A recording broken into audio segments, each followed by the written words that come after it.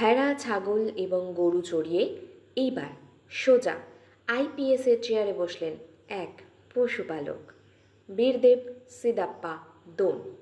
হ্যাঁ, ঠিকই শুনছেন, পশুপালক থেকে উঠে এসে আইপিএস অফিসার হয়েছেন বীরদেব সিদাপ্পা দোন। তিনি আগে ভেড়া, ছাগল, গরু ইত্যাদি চড়াতেন, কিন্তু তার অধ্যবসায় ও কঠোর পরিশ্রমের মাধ্যমে তিনি এই কঠিন পরীক্ষায় উত্তীর্ণ হয়েছেন। এই ঘটনাটি সত্যি অনুপ্রেরণাদায়ক। যারা মনে করেন কঠিন পরিস্থিতি বা সামাজিক অবস্থান তাদের সাফল্যের পথে বাধা, তাদের জন্য বীরদেবের এই উদাহরণ একটি উজ্জ্বল দৃষ্টান্ত।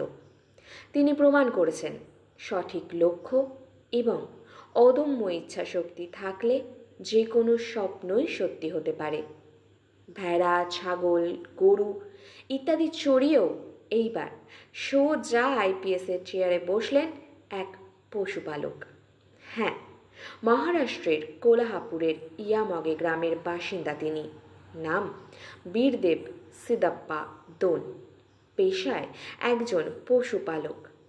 সিদাপ্পার বাড়ির মানুষেরা যুগ যুগ ধরে এই পশুপালন করেই নিজেদের জীবিকা অর্জন করে আসছেন।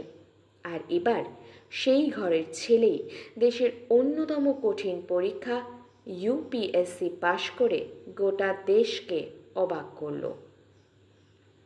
নিম্নবিত্ত ঘরে বেড়ে ওঠা বীরদেব গ্রামের স্কুলেই পড়াশোনা করেছেন, সেখানেই তিনি বড় হয়েছেন।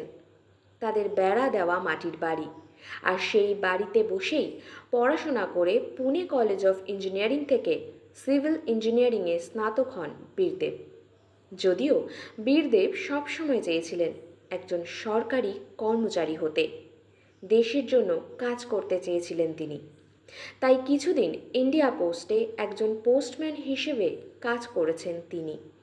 শুনলে অবাক হবেন, গরিব ঘরের ছেলেটা ইউপিএসসি পরীক্ষার প্রস্তুতি নিতে কোনো কোচিংয়ের সাহায্য অবধি নেয়নি, আর আজ অক্লান্ত পরিশ্রম আর অধ্যবসায় তৃতীয়বারের চেষ্টায় ইউপিএসসি পরীক্ষায় 551তম স্থান অর্জন করে একজন আইপিএস অফিসার হয়েছেন বীরদেব। আসলে কর্মঠ মানুষেরা অজুহাত খোঁজে না, তার বদলে সাফল্যের রাস্তা খোঁজে। এরকম আরও নতুন নতুন তথ্য পেতে ফলো করুন আমাদের তোমার পৃথিবী পেজটিকে। আর ভিডিওটি ভালো লাগলে লাইক, কমেন্ট, শেয়ার করতে ভুলবেন না।